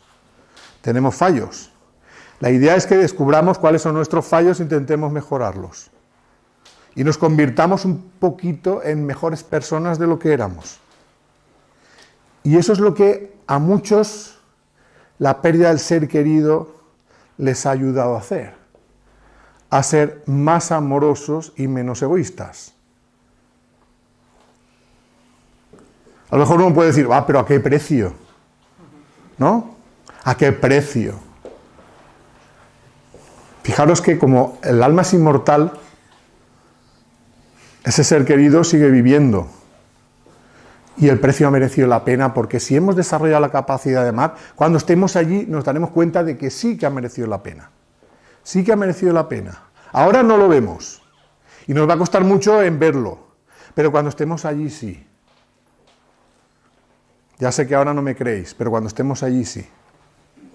Bueno, por tanto, las pruebas a las que nos enfrentamos son consecuencia de nuestras necesidades evolutivas y los actos realizados en vidas anteriores. Y no es un castigo, no es un castigo, es una enseñanza que nosotros decidimos venir a pasar. Para conocer un poco cómo funciona el proceso de evolución, para mí hay que conocer las reglas del juego. Para mí esas reglas del juego son cuatro leyes. Ley de la evolución, ley del libre albedrío, ley de la justicia espiritual y ley del amor. Voy a intentar resumirlas un poquito y con eso ya acabaremos. ¿Qué dice la ley de la evolución? Que todos nosotros somos iguales.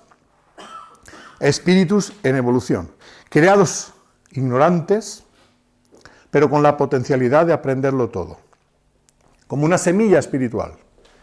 Y esa semilla espiritual, a raíz de ir ligándose a las formas de vida del mundo material y también a la vida en el plano espiritual, va aprendiendo a través de múltiples experiencias. Por lo tanto, la diferencia que hay entre nosotros no es porque seamos diferentes desde el principio. Obedece a dos cosas. Primero, la edad espiritual. Hay gente que es más mayor espiritualmente porque ha vivido más tiempo, y otra gente que es más joven espiritualmente, y a lo rápido o lento que vayamos avanzando. Una persona que aprende rápido, evoluciona rápido. Una persona que aprende lento, evoluciona más lento. Y a veces tenemos periodos de ir lento y periodos de ir rápido. Y a veces de estancarnos, ¿no? Pues esa es la diferencia que hay. Yo lo comparo a los alumnos cuando están en el recreo, todos mezclados de todos los cursos. Lo que pasa es que físicamente ahí sí que vemos que hay unos más mayores que otros. Espiritualmente también ocurre lo mismo, aquí estamos mezclados todos. Hay gente más avanzada, gente menos avanzada, pero no los vas a poder reconocer por el aspecto físico, porque el aspecto físico depende del tiempo de vida de esta vida, no del tiempo de vida del espíritu. Entonces te puedes encontrar espíritus viejos que ahora son niños y espíritus jóvenes que en esta vida ya son ancianos. ¿Cómo los reconocemos? Por su interior. Un niño que a los 5 años ya te demuestra una madurez, una comprensión y una sensibilidad que sorprende a los adultos, ¿no? Que dicen, pues este niño es un abuelo, ¿no? Que se suele decir, ¿no? Es un abuelo. ¿Por qué decimos eso? Porque no estamos acostumbrados a que niños de cierta edad tengan esas capacidades, ¿no? Porque ya las han adquirido en otras vidas. Y ahora poco a poco las van manifestando. ¿Por qué existen los niños prodigio, por ejemplo, de la música? Un niño que al año y medio ya te lo ves ahí tocando el piano que parece Mozart, ¿no? Y, hostia, ¿qué ha pasado aquí? ¿Esto es por la genética? ¿Esto es porque tienen unos padres que le han estado machacando ahí hasta que el niño al final ha aprendido? No, ninguna de las dos cosas. Eso es un espíritu que ya era músico en otra vida, experto, y ahora viene aquí y sigue teniendo esas capacidades. No se acuerda de cuándo lo aprendió, pero todo aquello que ha aprendido lo pone en manifiesto. Así ocurre espiritualmente. Aunque olvidemos el pasado, los recuerdos, aquello que hemos aprendido no se olvida.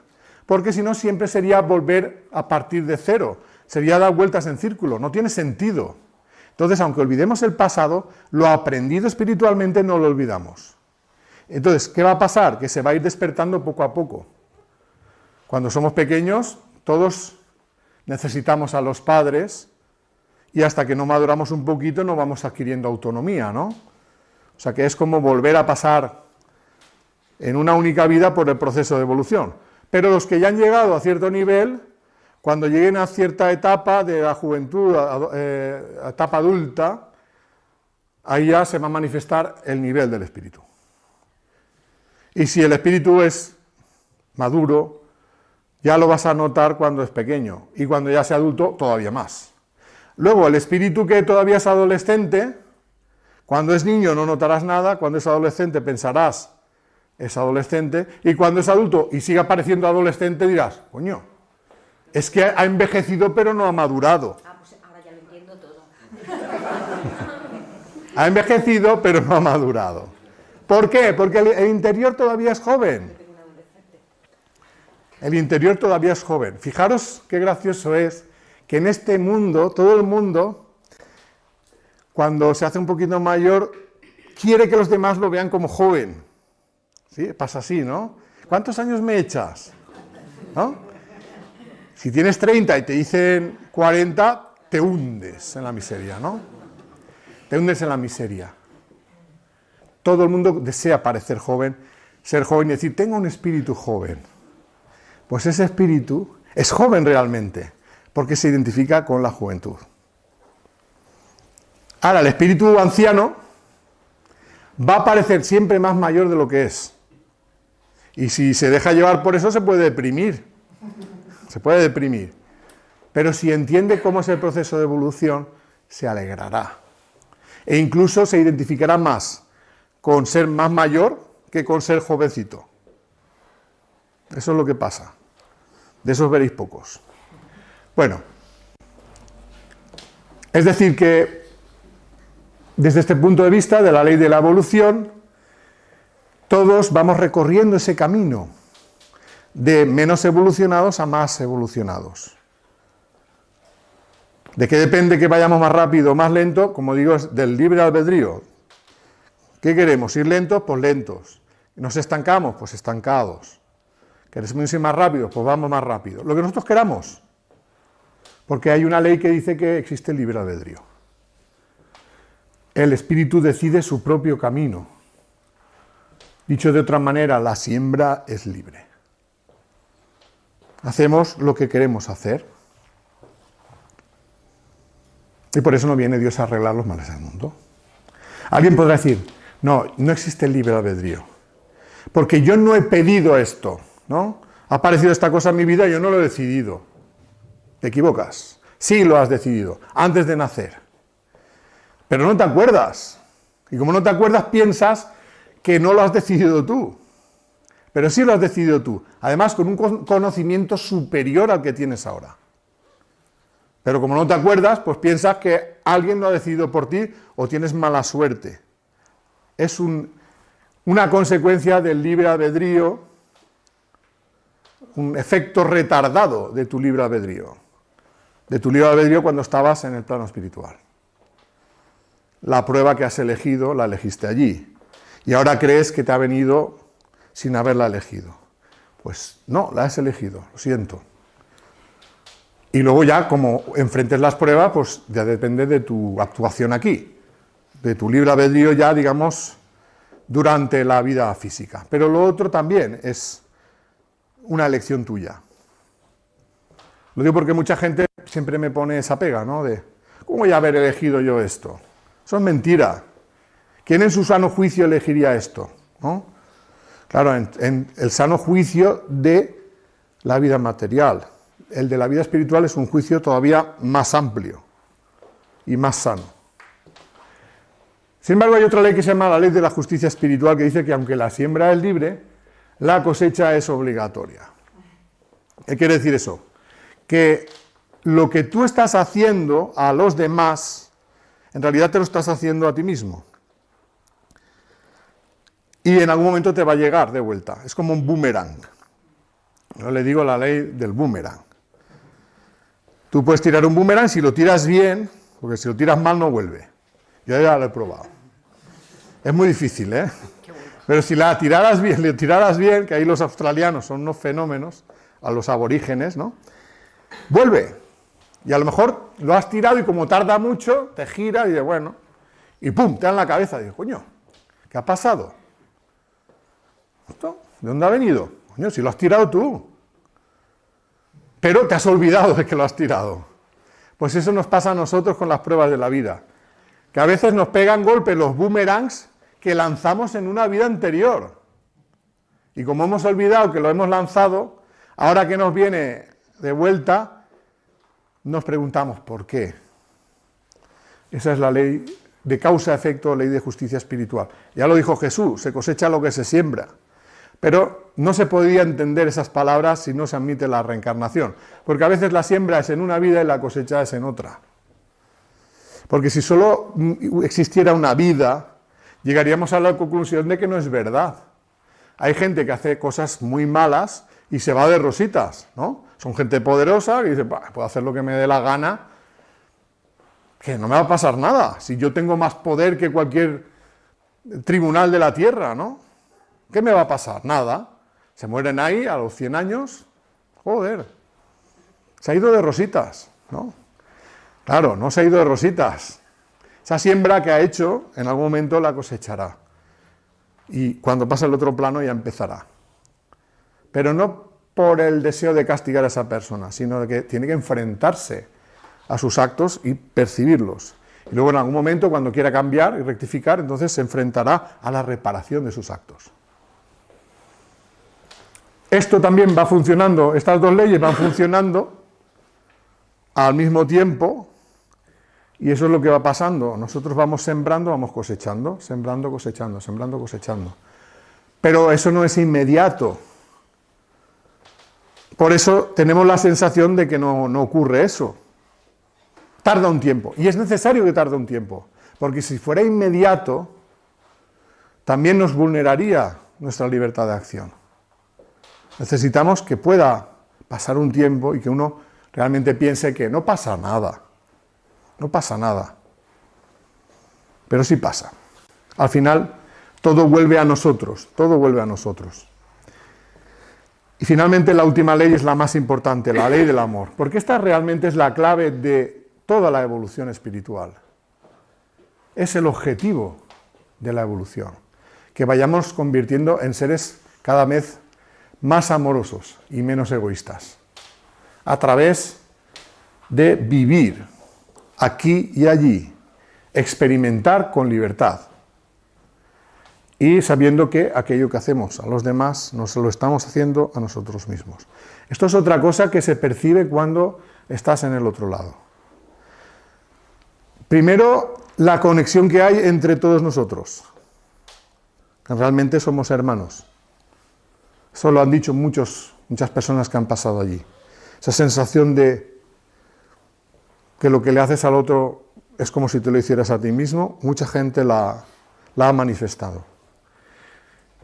La gran relación que hay, cuando nosotros aquí creemos que no tenemos nada que ver unos con otros, solo queremos un poco a los de la familia y a duras penas a veces, ¿no? Porque dentro de las familias hay grandes amores pero grandes odios. ¿Por qué? ¿Os lo habéis preguntado alguna vez? ¿Por qué hay en las familias tantos malos rollos? Porque hay veces que se juntan enemigos de otras vidas. ¿Por qué se juntan enemigos de otras vidas? Para intentar limar las asperezas con el lazo de la consanguinidad. Aún así, a pesar de todo, muchas veces hay más malos rollos dentro de la familia que fuera. Porque predomina el egoísmo a los lazos de consanguinidad. Pero se ha elegido con un buen propósito, de ayudarnos, otra vez. Lo que pasa es que luego está el libre albedrío y está el egoísmo del ser humano. Y entonces con el libre albedrío y el egoísmo cada uno hace lo que considera. Porque no podemos forzar que una persona sea buena. Tiene que nacer del interior. Y esa es la idea de la ley del amor, que te nazca del interior el amor. Que no sea forzado. Ese es el único amor verdadero, el que nace del interior. Y muchas veces el amor donde más nace es en la familia. Y donde más se cultiva a veces es en la ausencia de ese ser querido. Muchas veces no le pasa al niño que tiene un juguete que ha dado una gran paliza a los padres para que se lo compren, y cuando juega un rato se cansa y lo deja por ahí tirado, ¿no? Pasa muchas veces. Ahora, como lo coja el hermano, ese juguete es mío, tal, no sé qué, pues si no le estabas haciendo caso, no, pero es mío, tal. Pues así le pasa al ser humano. A veces tenemos personas que son algo importante para nosotros y como siempre están ahí no las valoramos. Y es cuando las perdemos, creemos que las perdemos, cuando empezamos a valorarlas. Y entonces empieza a crecer ese amor, a crecer, a crecer, a crecer. Y cuando lo vuelves a ver, pues es como el niño que recupera su juguete, ¿no? Era mi favorito. ¿Cuál es la diferencia? Que en el caso del niño todavía es un amor muy material. En el caso de las personas es un amor más espiritual, no es egoísta. Se va cultivando ese amor, vamos quitándole egoísmo al amor. Eso es lo que va sucediendo, que le vamos quitando egoísmo al amor. Y esa es un poco la idea. Ay, perdón. El objetivo es que el espíritu alcance la felicidad a través del desarrollo de los sentimientos de amor.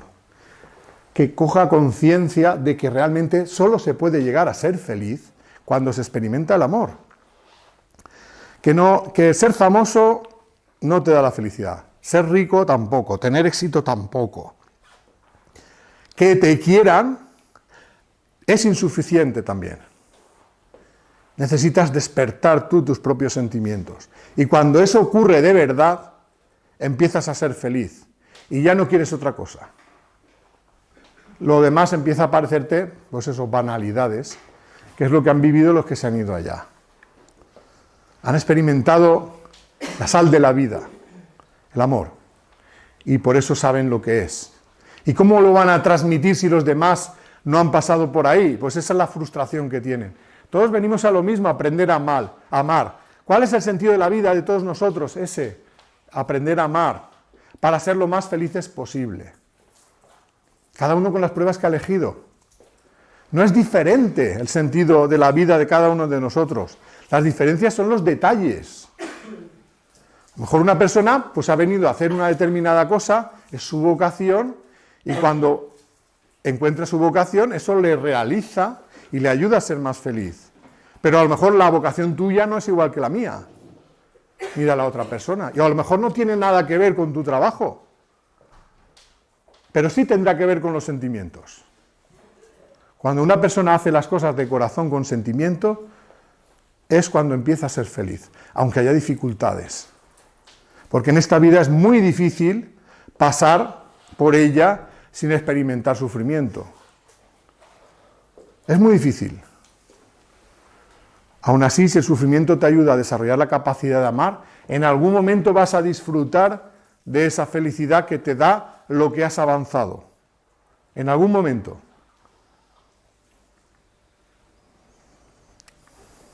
Esto ya lo hemos dicho. El plan de nuestra vida es crecer en nuestra capacidad de amar, experimentando a través de las pruebas que elegimos con libertad. Si experimentamos amor, experimentaremos felicidad. Y ya para acabar, ya comentaros un poquito que de todo esto que hemos hablado, pues se habla más en mis dos libros, Las leyes espirituales y la ley del amor. Los podéis descargar gratis en internet, en este blog, lasleyesespirituales.blogspot.com, porque la descarga es gratuita. Los libros en papel, como ha dicho Carmen, los hemos traído, valen 2 euros cada uno. Con eso, ¿qué se consigue? Pagar los gastos de la imprenta y poder hacer más, porque si lo regaláramos no podríamos hacer y asumir los costes. Entonces, con eso conseguimos pagar los gastos y seguir haciendo más. No hay ánimo de lucro. Si no los habéis leído, aquí hemos traído. No creo que haya ánimo de lucro, la verdad. No. Si lo intentáis fotocopiar, os costará más caro. Lo podéis hacer también, ¿eh? Bueno, y ya, como he dicho, los tenéis ahí. Y ya por último, hablaros de las 2 películas, El profeta del desierto y El profeta del desierto 2, ¿vale? Que es esta. Bueno, ¿de qué van las películas?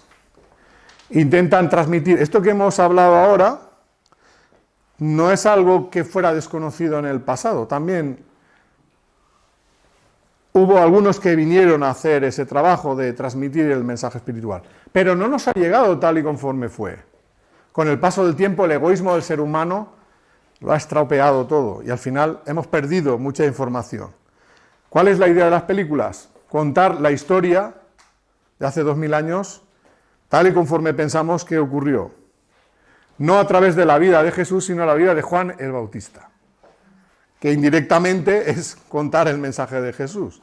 Pero como Juan el Bautista era más desconocido, pues ahí podemos hablar más libremente, porque con el tema de Jesús, como hay mucho escrito sobre él, en cuanto digas algo que no está escrito por la Iglesia, pues igual empiezan a querer molestar, ¿no?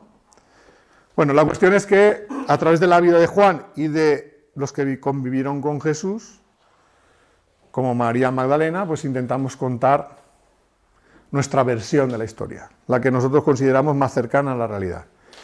En 2018 estrenamos esta primera película, El profeta del desierto. Ahora vamos por 2.100.000 visualizaciones en castellano. Se dobló a portugués y ya lleva más de 2 millones.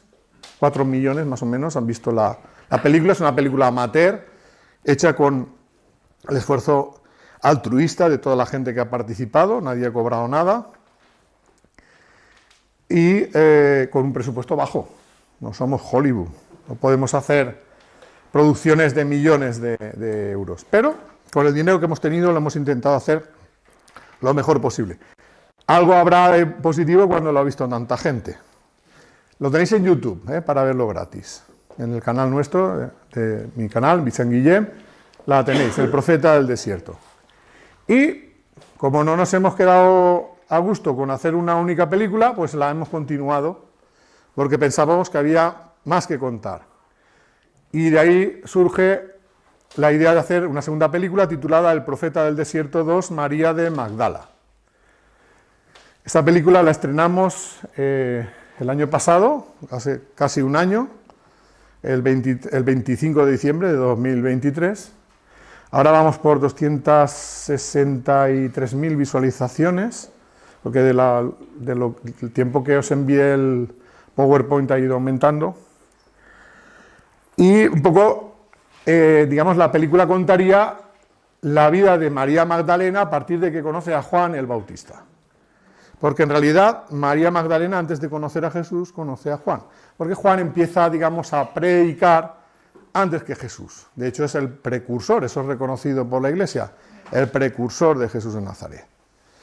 A todos se le conoce, digamos, la imagen de Juan es un poco que era un tío que iba vestido así como un troglodita, ¿no? Y que estaba ahí en el río bautizando a la gente, enfadado con todos, ¿no? Diciendo que arrepentíos pecadores, ¿no?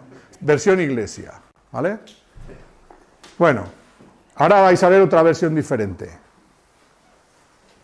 Elegid la que más os guste.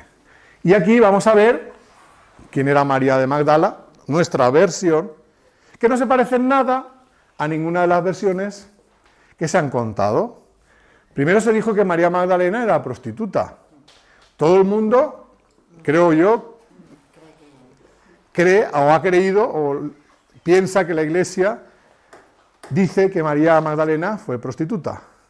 Hoy en día la Iglesia católica ha reconocido que no lo fue. Tardó 1500 años más o menos en reconocerlo, porque la historia de que era prostituta empezó en el año 500 aproximadamente por un papa que fundió varios personajes femeninos de los evangelios y dijo que eran María Magdalena, cuando en realidad ahí en los propios evangelios no pone el nombre de esas mujeres. ¿Hubiera pasado algo en que fuera prostituta? No, no hubiera pasado nada, pero no lo fue. Eso es una mentira. Y hoy en día la Iglesia lo ha reconocido. Lo reconoció a partir del año 1969. Pero ¿quién se ha enterado de eso?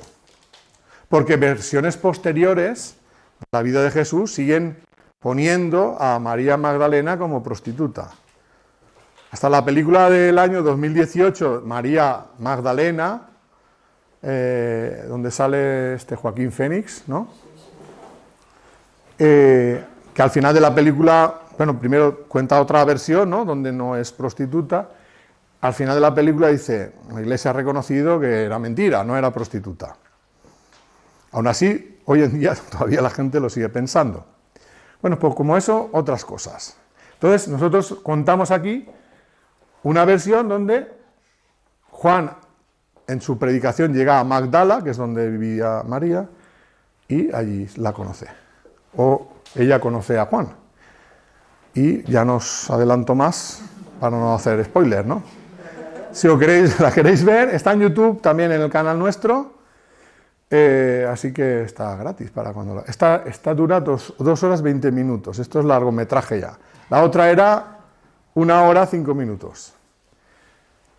También hemos aprendido más. Está mucho más currada que la otra. La otra está muy bien. Y esta, aparte de estar muy bien, tiene un plus más, porque aunque no creas en nada espiritual, lo que es la trama, cómo transcurre y todo, es tiene mucho más cuerpo de película. Entonces, si queréis llorar y tal, pues coger el pañuelo antes, porque puede ser que os hinchéis a llorar. A lo mejor no, ¿eh? La Iglesia está recuperando la figura. Yo estuve en Magdala y hay una institución reconstruyendo su figura frente a un sacerdote irlandés. Y todas las mujeres que están trabajando, creando un templo, son todas mujeres, las arquitectas y todo, y van a recuperar la figura de esa mujer de otra manera. O sea que va a cambiar también. Por eso está bien reconocer los errores, ¿no? Reconocer los errores. Ahí es cuando se empieza a mejorar, reconociendo los errores. Ahora se han dado otras versiones. No penséis que las versiones que se dan ahora tienen por qué ser la auténtica. Cada uno que analice y que se quede con la suya. Ahí tenéis otra. A lo mejor os sorprendéis, porque no tiene que ver con ninguna de las que hay por ahí circulando, del código Da Vinci y todo esto. Bueno, si queréis verlas por orden, primero la primera. ¿Alguien ha visto las películas? Vale, 1, 2, 3. Vale, pues aquí hay bastante gente que tiene ahí para disfrutar tranquilamente del cine. Ideal, vamos. Exacto. No, lo normal es ver primero la 1 y después la 2, pero no necesariamente tiene que ser ese el orden, porque ya se ha hecho para que sean películas independientes. Así que si queréis verla en algún momento y la queréis compartir con quien queráis, ahí la tenéis. Aquí tenemos una foto que hicimos uno de los días que fuimos a rodar. Yo pues aprovecho para agradecer a todas las personas que han hecho posible esta película, porque de verdad que ha sido por el esfuerzo de todos ellos, de forma altruista. Han dado todo, y aunque no sean actores profesionales, bueno, el que hace de Juan el Bautista, Vicente Fontesta, sí que ha sido actor de teatro. Luego aquí hay otro, Javier Suero, que también ha hecho teatro, pero el resto son todos amateurs, pero cuesta saberlo. ¿Por qué? Porque se han entregado, no interpretan, realmente lo están viviendo. Y al vivirlo, pues, se transmite. Eso fue un día de rodaje, de los que fuimos más gente a rodar. Y aprovechar aquí también, mira, aquí tenéis a Juani Moreno, que es mi mujer, también productora e instigadora de las películas, porque realmente todo surge de ella, y a Vicent Gassó, que es también uno de los protas de la película. Él hace el papel de Santiago, lo tenéis aquí, ¿ves? Este chico de aquí, tan guapo, es él. ¿Vale? Entonces, si queréis preguntarles algo a ellos, pues también que sepáis que existe esa opción. Digamos que estos dos, esta sería la actriz que hace María Magdalena, y él es el que hace Juan el Bautista. Ellos son pareja en la vida real. Y bueno, pues agradecerles a ellos toda la colaboración que nos han prestado. Y ya simplemente daros las gracias por vuestra atención. Si queréis...